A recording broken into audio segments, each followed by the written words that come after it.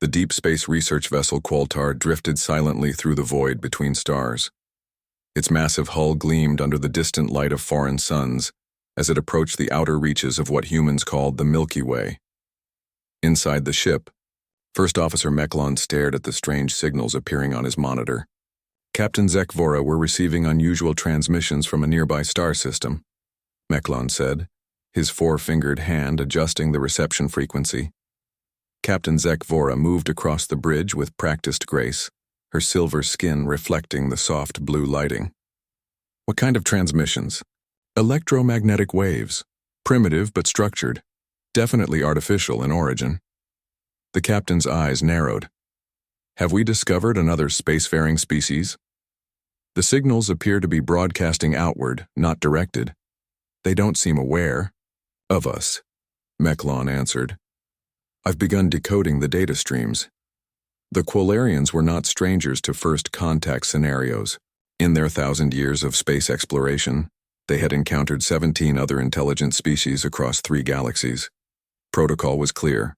Observe first, analyze their level of development, then decide whether to initiate contact.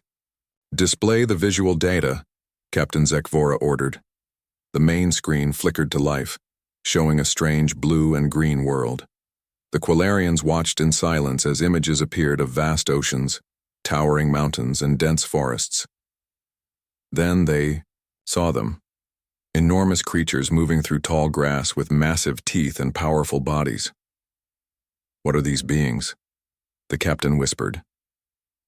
A voice echoed from the transmission, speaking words they didn't yet understand. The universal translator began processing the language.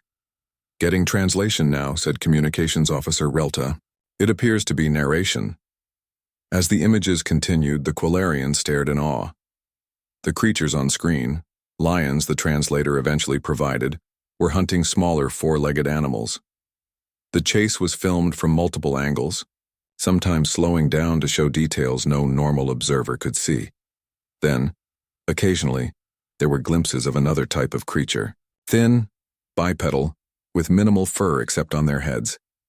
These beings somehow managed to film dangerous predators from impossibly close distances without being attacked. How are they doing that? Meklon asked.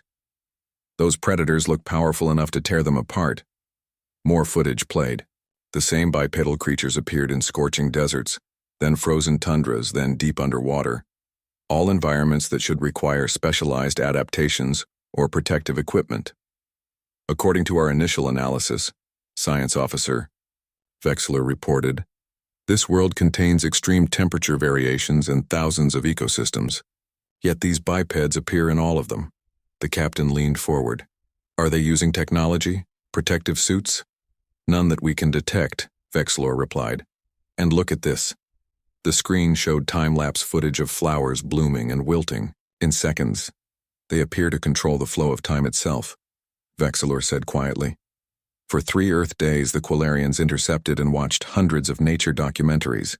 Their universal translators worked overtime, deciphering terms like National Geographic, BBC Earth, and Discovery Channel. They learned these bipeds called themselves humans and their planet Earth. The Qualarian High Council convened an emergency meeting on the 7th day. All 12 council members gathered in the ship's central chamber, their silver skin gleaming under the ceremonial lights. What have we learned about these humans? Asked Elder Zelmore, the oldest and wisest among them. Science Officer Vexler stood before the council, nervously clutching his datapad. They are unlike any species we've encountered. Our observations suggest they possess powers that defy scientific explanation. He displayed footage of a human standing mere feet from a massive predator called a grizzly bear, while calmly discussing its hunting habits. These humans can approach the most dangerous creatures without fear, Vexler continued. They can make themselves invisible to these predators, or perhaps they control the predators' minds. Next, he showed underwater footage of massive creatures the humans called whales. They can breathe in water and withstand crushing depths, Vexler explained. They can fly through the air to capture aerial footage. They can see microscopic life forms invisible to normal eyes. Elder Zelmore's eyes widened. Are you suggesting these humans are gods? Vexler finished the sentence. Or at least beings with godlike powers. They control the elements. They manipulate time, compressing days into seconds or stretching moments into minutes. They predict events before they happen, always positioning their viewing devices in the perfect spot to capture rare behaviors. Captain Zekavora stepped forward. There's more. They speak of filming these creatures over decades, yet the humans never appear to age. They must be immortal. The council chamber filled with murmurs. Some counselors looked skeptical, others frightened. We must proceed with caution, Elder Zelmore said, raising a hand for silence. If these beings are as powerful as they appear, we need to approach them with proper respect. On Earth, at NASA's Space Communications Complex in California, Dr. Laura Bennett was working late. Her dark hair was pulled back in a messy ponytail and empty coffee cups littered her desk. As the lead xenolinguistics specialist, she spent most of her time analyzing signals from space, hoping to find patterns that might indicate intelligent life. She wasn't expecting to find anything tonight. No one ever did. But at 2:17 a.m., her computer alerted her to an unusual signal. That's strange, she muttered, adjusting her glasses. The signal wasn't random noise. It had structure, repetition, mathematical sequences that couldn't occur naturally. Laura's heart raced as she ran the standard analysis protocols. The signal was coming from just beyond Neptune's orbit and was clearly directed at Earth. She picked up her phone with shaking hands. Alan? It's Laura. I need you to get to the lab right now, she said when her colleague answered. I think we just received a message from an alien civilization. Alan Grimes arrived 30 minutes later, his blonde hair disheveled and his jacket inside out. He was NASA's top astrophysicist and Laura's closest friend. This better be real, he said, rushing to her terminal. Last time you called me at 2 a.m. it was a satellite malfunction. Laura pointed to her screen. Look at this pattern. It's too regular to be natural, but unlike anything we transmit. Alan's eyes widened as he studied the data. Have you told anyone else? Not yet. I wanted you to confirm I'm not going crazy. They worked through the night running every test they could imagine. By morning, they were convinced. The signal was artificial and originated from beyond our solar system. We need to inform the director, Alan said, rubbing his tired eyes. 3 hours later, they sat in NASA Director Paul Garcia's office, explaining their discovery. The director listened carefully, his expression growing more serious by the minute. You're absolutely certain? He asked. Yes, sir, Laura replied. And there's something else. We've begun decoding the message. It's not complete, but we've translated the opening sequence. She handed him a printout. The director read it aloud. Greetings to the divine shepherds of Earth. We, the Quilarian people, humbly request an audience with your greatness. The three of them stared at each other in confusion. Divine shepherds? The director asked. That's what it says, Laura confirmed. They seem to think we're gods. News of the alien message spread quickly through NASA. Within hours, Director Garcia called an emergency meeting with government officials and scientific experts. The White House Situation Room was packed with serious faces when Laura and Alan arrived. Dr. Bennett, please explain what we know so far, the president said, gesturing toward the screen. Laura stood up, suddenly aware of how little sleep she'd gotten. The aliens call themselves Quilarians. They've been intercepting our broadcast signals, but strangely, they seem to have only watched our nature documentaries. Based on what they've seen, they've developed a misunderstanding. What kind of misunderstanding? Asked General Frank Miller, his thick eyebrows furrowed. They think we're gods, Alan said bluntly. Divine beings who control nature. The room fell silent. Then Defense Secretary Patricia Wells spoke up. How did they reach that conclusion? Laura pulled up images from various wildlife documentaries on the screen. Think about it from their perspective. They see humans standing feet away from lions and bears without being attacked. They watch underwater footage and assume we can breathe underwater. They see time-lapse photography and think, We control time itself. Good Lord, muttered the president. They think David Attenborough is Zeus. Essentially, yes, Laura nodded. They've invited us to meet them at coordinates just beyond Neptune's orbit. They'll be there in 3 weeks. General Miller leaned forward. And what if they're hostile? This could be a trap. Our analysis suggests their message is genuine, Alan replied. They're approaching with a single vessel, and their language shows extreme deference. They literally call us divine shepherds. The president rubbed his temples. So we have 3 weeks to prepare for humanity's first contact with aliens who mistakenly think we're gods. Wonderful. The meeting lasted hours. Eventually, they decided to send a small diplomatic team to meet the Quilarians. They would use the newly completed spacecraft Starlight, designed for deep space missions but never actually tested beyond the moon. While engineers rushed to prepare the Starlight for its unprecedented journey, Laura and Alan worked with a team to select the right people for the mission. We need someone who understands documentary filmmaking, Laura insisted during a selection meeting. Someone who can explain how these misunderstandings happened. That's how Olivia Martinez joined the team. At 42, she had spent 20 years filming wildlife for National Geographic and the Discovery Channel. Her calm demeanor and experience in dangerous environments made her perfect for an unpredictable first contact situation. You want me to explain to aliens that we're not gods? Olivia asked when they approached her. That has to be the strangest job offer I've ever received. They also recruited Steve Hawkins, a biologist who specialized in predator-prey relationships, and Kate Wilson, a diplomat with experience in delicate negotiations. The 5 of them would represent humanity in its first meeting with an alien civilization. 2 weeks later, the team began intensive training. They learned basic spacecraft operations, emergency procedures, and studied everything they knew about Quilarian communication. Laura worked day and night to improve their translation algorithms. We need to be careful, she told the team during a briefing. Language is complicated. What we're interpreting as gods might have different connotations in their culture. Or they might literally think we control the weather and can talk to lions, Steve replied with a nervous laugh. On the Quilarian vessel, preparations were also underway. Captain Zekavora had been chosen to lead the welcoming delegation. In the upper, ship buzzed with activity as crew members prepared elaborate gifts and practiced ceremonial greetings.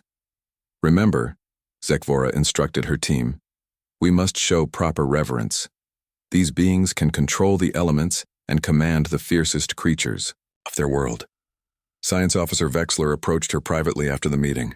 Captain, I've been analyzing more of their transmissions. I have concerns. What kind of concerns? She asked. I've detected other types of broadcasts from Earth. Not just their nature rituals. There are signals showing humans fighting each other, destroying parts of their environment, even dying. Zekavora's 4-fingered hand tightened around her datapad. What are you suggesting? Perhaps they are not as all-powerful as we first thought, or perhaps only certain humans possess divine abilities. Your observations are noted, she said stiffly. But the High Council has made its decision. We will proceed as planned. The day of launch arrived on Earth. The Starlight stood gleaming on its platform, a sleek silver craft built for a journey no humans had ever attempted. Families said tearful goodbyes, not knowing if their loved ones would return. Laura hugged her sister one last time before boarding. Don't worry, I'll be back before you know it. You better be, her sister replied. And get those aliens' autographs, for me. Inside the ship, the team strapped themselves into their seats. Captain Jack Reynolds, an experienced astronaut chosen to pilot the Starlight, ran through final checks with his co-pilot. All systems nominal, Jack announced, preparing for launch in T-10 minutes. Laura felt her heart pounding. All her life she had searched the stars for signs of other intelligent life. Now she was about to meet aliens who mistakenly thought she was a god. The absurdity of it made her want to laugh, but the responsibility kept her somber. You okay? Alan asked from the seat beside her. Just processing, she replied. How do you explain to an advanced alien species that we're just regular people who happen to be good at making nature films? The launch was smooth. The Starlight's revolutionary propulsion system accelerated them past the moon within hours. As Earth shrank to a blue dot behind them, the reality of their mission began to sink in. On the third day of their journey, Kate called everyone to the ship's conference room. "We need to discuss our approach," she said. "If these Quilarians really believe we're gods, we need to correct that misunderstanding immediately." "Agreed," said Steve, "but we need to be careful not to offend them. Religious beliefs can be deeply held." Olivia nodded. "I'll show them how we make documentaries. Once they understand camera technology and editing, they'll see we're just observers, not controllers." As they discussed strategy, the ship's sensors detected something ahead. Captain Reynolds called from the bridge. "Everyone better come see this." They rushed to the bridge and froze at the sight on the main screen. A massive vessel had appeared at the coordinates the Quilarians had provided. It dwarfed their ship, stretching at least a mile in length, with a design unlike anything humans had imagined. It gleamed with an iridescent silver blue that seemed to shift colors as they watched. "Are we receiving any communication?" Laura asked, finding her voice. "Nothing yet," the communications officer replied. "But they can definitely see us." As if in response, a message appeared on their screen in carefully translated English. "Divine shepherds of Earth, we welcome you to this sacred meeting. Please, prepare to come aboard our vessel. We await your divine presence with humility and joy." The team exchanged nervous glances. "Well," Alan said with a weak smile, "looks like we're about to make one heck of a first impression." The human team prepared to board the massive Quilarian vessel. They wore their formal NASA uniforms, each carrying small devices Laura had designed to help translate Quilarian speech in real time. Captain Reynolds would stay behind on the Starlight, with a small crew, ready to extract them if anything went wrong. "Remember, we need to correct their misunderstanding quickly but gently," Kate reminded everyone as they gathered in the airlock. "No sudden movements, no aggressive language." Laura nodded, clutching her tablet with translation notes. "Their message patterns suggest they're peaceful, but we still need to be careful." A soft humming sound filled the air as a docking tube extended from the alien ship and connected with their airlock. The seal was perfect, suggesting the Quilarians had studied human technology thoroughly. "Here goes nothing," Alan muttered as the doors slid open. They stepped through the tube into a massive, brightly lit chamber. The walls gleamed with a pearlescent material that shifted colors subtly as they watched. But what caught their attention were the aliens themselves. The Quilarians stood in two perfect rows, creating a path toward what appeared to be a throne. They were tall, nearly 7 feet, with slender limbs and silver blue skin that reflected light like polished metal. Their faces had large almond-shaped eyes that blinked vertically, and where humans had hair, they had delicate crystalline structures that chimed softly when they moved. Every single Quilarian was kneeling, their heads bowed low. A single figure stepped forward from beside the throne. "Divine shepherds of Earth," the alien said in carefully practiced English. "I am Captain Zek Vora. We welcome you to our humble vessel." Laura stepped forward. "Thank you for your welcome, Captain. I am Dr. Laura Bennett. These are my colleagues, Alan Grimes, Olivia Martinez, Steve Hawkins, and Kate Wilson. We are honored to meet you." The captain looked confused. "You have names, like mortal beings?"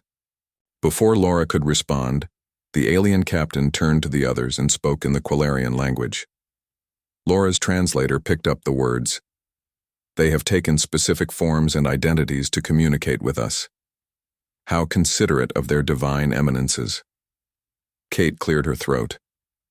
"Captain Zekavora, there seems to be a misunderstanding. We are not divine beings. We are humans, just like the ones you've seen in the documentaries." The captain tilted her head, the crystal-like structures chiming softly. "You test our understanding. We have seen your powers. You control the fiercest creatures of your world. You manipulate time itself. You appear in the deepest oceans and highest mountains without protection." Olivia stepped forward. "Those are camera tricks and technology. We're just filmmakers documenting nature." The Quilarians looked at each other in confusion. Their captain spoke again. "Please follow me." We have prepared a worthy reception. They were led through corridors that seemed to change color as they walked. The ship was enormous, with ceilings that soared 20 feet high.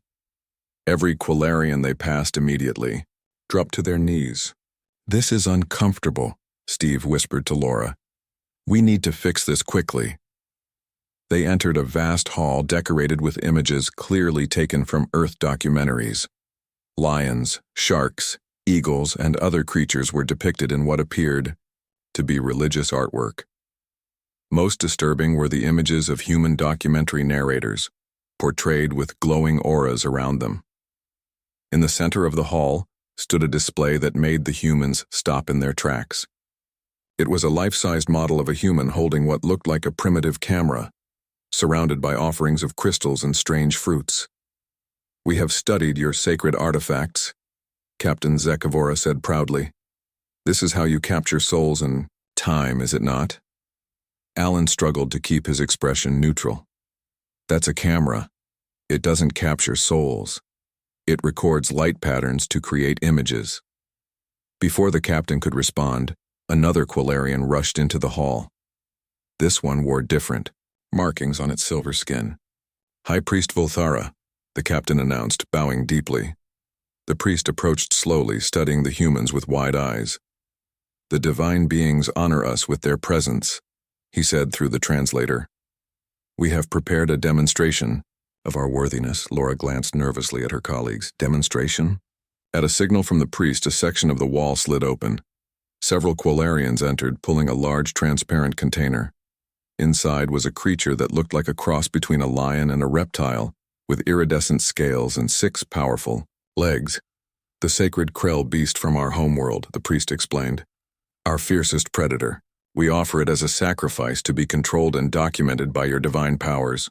Horror spread across Olivia's face. "You want us to kill it? For a documentary?" The priest seemed confused by her reaction. "Is it not magnificent enough? We can bring more." Kate stepped forward quickly. "That won't be necessary. We don't require sacrifices." "Perhaps they wish to show us how they control creatures," the captain said to the priest in their language, which Laura's device translated. "Bring the beast closer." The container was moved forward, and to the human's alarm, a Quilarian reached for what appeared to be an opening mechanism. "Wait!" Steve shouted. "Don't release it!" The Quilarians froze, looking confused. "But how will you demonstrate your power over it?" the priest asked. "We don't have power over predators," Laura explained. "Desperately. In documentaries, we observe from a safe distance or use special equipment. If you release that creature, it could harm all of us." This caused a stir among the aliens. They spoke rapidly to each other in their language. Laura's translator struggled to keep up, but she caught phrases like testing us and concealing their true nature. Olivia had an idea. She slowly removed her small personal camera from her pocket. "Maybe a demonstration would help. May I?" When the captain nodded, Olivia turned on her camera and pointed it at the confused aliens. She recorded for a few moments, then played back the footage on the small screen. "See? This is how we make documentaries. We record events as they happen. We don't control them." The aliens gathered around, staring in fascination at the tiny screen showing footage from just moments ago. "A time window," the priest whispered reverently. "They create windows into the past." Alan sighed in frustration. "No, it's just recorded light and sound. There's no magic involved." But the priest wasn't listening. He had taken Olivia's camera and was examining it with awe. Such power in such a small device. "Truly, your technology is beyond our understanding." Laura realized they were making little progress. Every explanation they offered was being interpreted as further evidence of their supposed divinity. The situation grew worse when Steve, trying to demonstrate human vulnerability, accidentally cut his finger on a sharp edge of the beast's container. A drop of red blood appeared on his skin. The reaction was immediate and extreme. Every Quilarian in the room fell to the ground, touching their foreheads to the floor. "The Divine One sheds its sacred essence," the priest cried out. "A blessing upon our vessel." As Steve stood there awkwardly with his bleeding finger, the human team exchanged worried glances. This first contact was not going as planned. Back on Earth, NASA officials monitored the situation through regular communications with the Starlight. Director Garcia paced nervously as technicians played back the latest update from Captain Reynolds. The diplomatic team has been aboard the alien vessel for 6 hours now, the captain's voice reported. They're struggling to convince the Quilarians they aren't divine beings. This is ridiculous, General Miller grumbled. Just tell them the truth and be done with it. The NASA communications specialist shook her head. It's not that simple, sir. The team reports that every attempt to explain our technology is being interpreted as further proof of godhood. Meanwhile, aboard the Quilarian ship, the situation had grown even more complicated. The human team had been given luxurious quarters that appeared to be modeled after religious temples. The walls were decorated with more images from wildlife, documentaries arranged like sacred texts. Laura sat with her team in a private meeting room, her face showing clear frustration. We're getting nowhere. They twist everything we say to fit their belief system. It's not surprising, Alan said, rubbing his tired eyes. Think about it from their perspective. If someone you believed was a god told you they weren't, would you believe them? Kate nodded thoughtfully. Many human cultures have myths about gods disguising themselves as mortals to test believers. So what do we do? Steve asked, a bandage now wrapped around his cut finger. The Quilarians had insisted on preserving the bandage as a sacred relic. Olivia had been quiet, reviewing footage on her camera. She looked up suddenly. I have an idea. They're fascinated by our technology because they don't understand it. What if we give them a complete behind-the-scenes look at how documentaries are made? Worth a try, Laura agreed. Let's request a meeting with their leadership. An hour later, they stood before the Quilarian High Council. 12 senior aliens sat in a semicircle, their crystal head structures chiming softly as they moved. Captain Eo, Zegvora, and High Priest Volthara stood nearby. Honored visitors, the lead counselor began. We are blessed by your continued presence. How may we serve you? Laura stepped forward. We wish to share with you the complete truth about our documentaries and how they are made. With your permission, Olivia will show you. Olivia connected her camera to a larger display screen they had brought from the Starlight. This footage shows how we film wildlife documentaries, she explained, starting the video. The screen displayed scenes from a documentary production, camera operators using long-range lenses, teams setting up equipment days before animals arrived, editing rooms where multiple shots were combined, narrators in sound booths recording commentary weeks after filming. You see, Olivia explained, we don't control the animals. We wait patiently, sometimes for weeks, to capture natural behaviors. The time-lapse footage is created using cameras that take one picture every few minutes, then played back quickly. The aliens watched in silence, their expressions unreadable to human eyes. When the presentation ended, they conferred among themselves, in hushed tones. Finally, Military Commander Drexkor, who had remained silent until now, stood up. This changes nothing, he declared. If anything, it proves even greater power. You create tools that allow you to see across vast distances, to compress time, to speak with perfect knowledge of events you were not physically present for. Laura felt her heart sink as murmurs of agreement spread through the council. You claim to be merely observing, Drexkor continued. Yet you always know exactly where to position your cameras to capture rare behaviors that happen only once in many years. How is this possible without divine foresight? Before Laura could respond, an alarm sounded throughout the ship. A Quilarian officer rushed into the chamber. Counselors, we've detected an approaching vessel, the officer reported urgently. It's Zorlian. The council members stood in obvious alarm. Captain Zekvora turned to the humans and explained, the Zorlians are a hostile species from a neighboring system. We have had conflicts with them for generations. On the main screen, a dark, angular ship appeared, moving rapidly toward their position. They're charging weapons, the officer reported. Commander Drexkor turned to the humans with an expectant look. Divine ones, we now face danger. Will you not use your powers to protect us? The human team exchanged panicked glances. We don't have powers to stop weapons, Kate explained desperately. We need to take defensive action. Confusion spread among the Quilarians. But we have seen you stand unharmed among deadly predators, one counselor said. Surely alien weapons are no threat to your divine forms. The ship shuddered as the first blast from the Zorlian vessel struck their shields. Shield strength at 80%, a Quilarian officer announced. Laura made a quick decision. Captain Reynolds, she called over her communicator. We need emergency extraction. The Quilarian ship is under attack. Negative, came the reply. The attacking vessel is between us and your position. We can't approach safely. Commander Drexcor's expression hardened. You refuse to help us? Perhaps you are not gods after all, but imposters. Several Quilarian guards moved closer to the human team, their posture suddenly less reverent and more threatening. Wait, Alan shouted. We're not gods, but we can still help. Let me see your defensive systems. After a moment of tense silence, Captain Zekvora nodded to an officer, who led Alan to a control panel. Alan studied the alien technology quickly, his astrophysics training helping him understand the basics. Your shields are configured incorrectly for this type of weapon, he explained, making adjustments. The frequency needs to be modulated to match their attack pattern. Another blast hit the ship, but this time the shields held stronger. Shield strength at 75%, the officer reported, sounding surprised. The degradation rate has decreased. Steve joined Alan at the panel. Look at their attack pattern, he said, pointing to a display. It's similar to hunting.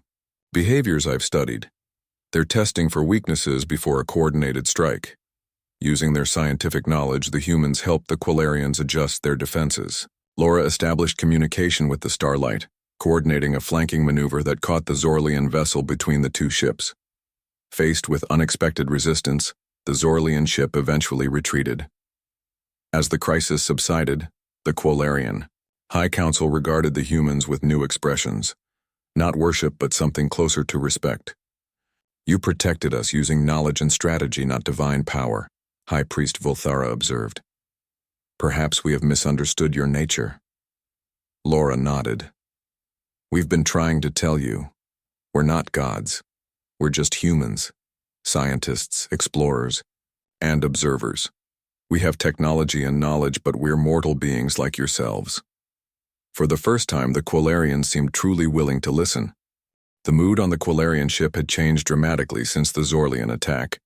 The human team now found themselves treated with respect rather than worship. The kneeling stopped, and the reverent whispers faded away. Instead, the Quilarians approached them with genuine curiosity. In the ship's main conference chamber, Laura and her team sat across from the High Council for what felt like their first real conversation. If you are not divine beings, Elder Zelmore asked, then how do you explain your remarkable abilities to document life on your planet? Patience and technology, Olivia replied. We spend years learning about animal behavior so we can predict where and when to film. We use special equipment that lets us zoom in from safe distances or protect ourselves when we need to get close. High Priest Volthara seemed troubled. But we saw humans speak with perfect knowledge about creatures they were not shown alongside. How is this possible without omniscience? Research and scripting, Laura explained. The narrator records their voice separately, reading words written by scientists and researchers who study these animals. The voice is added to the footage later.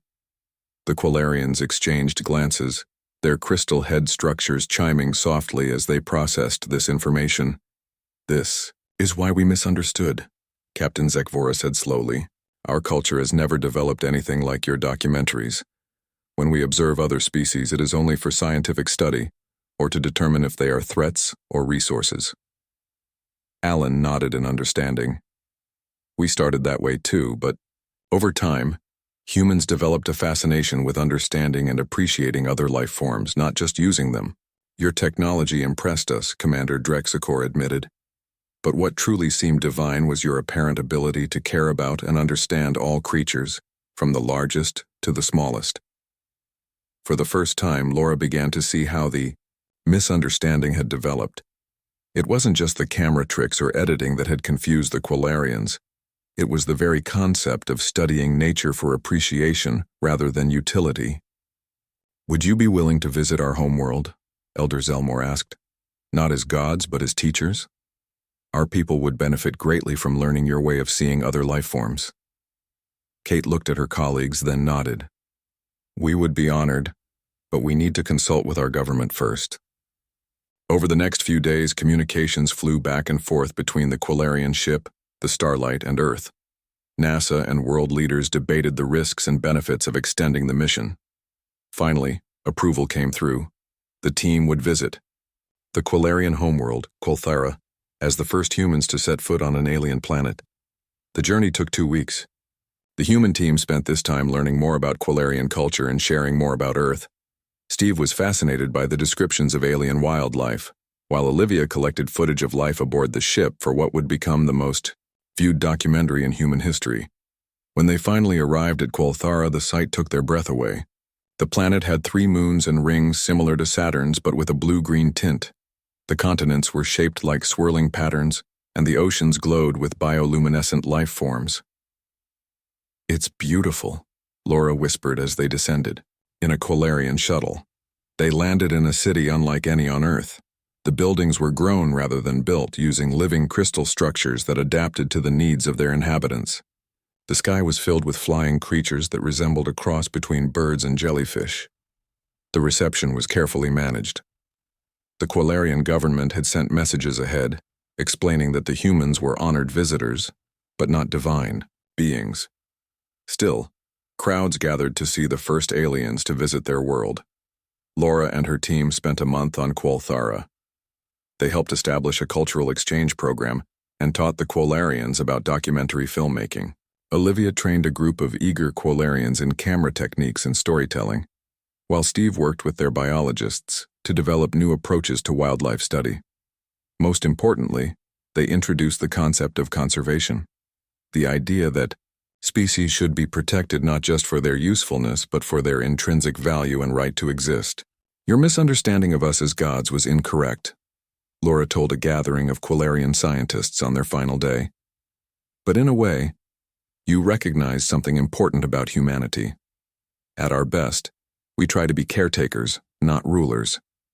We try to understand rather than control. These are values our species struggles with but aspires to. High Priest Volthara, who had become one of their closest allies, nodded thoughtfully. Perhaps this is why we mistook you for divine beings.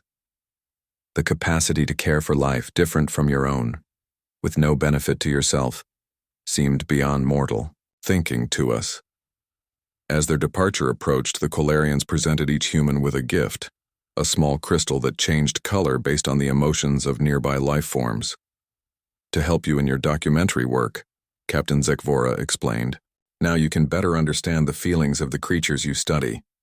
In return, the humans left behind a comprehensive library of Earth's nature documentaries, along with equipment and training materials to help the Quilarians begin their own documentation of Quilthara's wildlife. The farewell ceremony was solemn but hopeful. Both species had learned from each other and established the foundation for ongoing relations. The Quilarians promised to visit Earth when appropriate protocols could be established. As the Starlight broke orbit and began its journey home, Laura stood at the viewing window watching Quilthara shrink to a distant point of light. You know what's funny? Alan said, joining her. In a way, they weren't entirely wrong about us. What do you mean? She asked. Think about it. Through our documentaries, we do kind of transcend normal human limitations. We see through time with time-lapse photography. We visit places no individual could go. We witness moments most people never would. Laura smiled. But we're not gods. We're just curious creatures who invented tools to satisfy that curiosity. Maybe that's what they needed to learn from us, Olivia said, joining them at the window. Not that humans are special, but that curiosity and empathy are powerful forces. They changed how we see our world, and now they're changing how the Quilarians see theirs. As Earth's first ambassadors to an alien world journeyed home, both species began a new chapter. The Quilarians started filming documentaries about their own planet's wildlife, bringing a new perspective to their relationship with nature. And humans, now aware they weren't alone in the universe, looked at their own documentaries differently, seeing them not just as entertainment or education, but as expressions of humanity's better nature. Neither species were gods, but in their shared desire to understand and appreciate the universe around them, perhaps they had found something just as profound.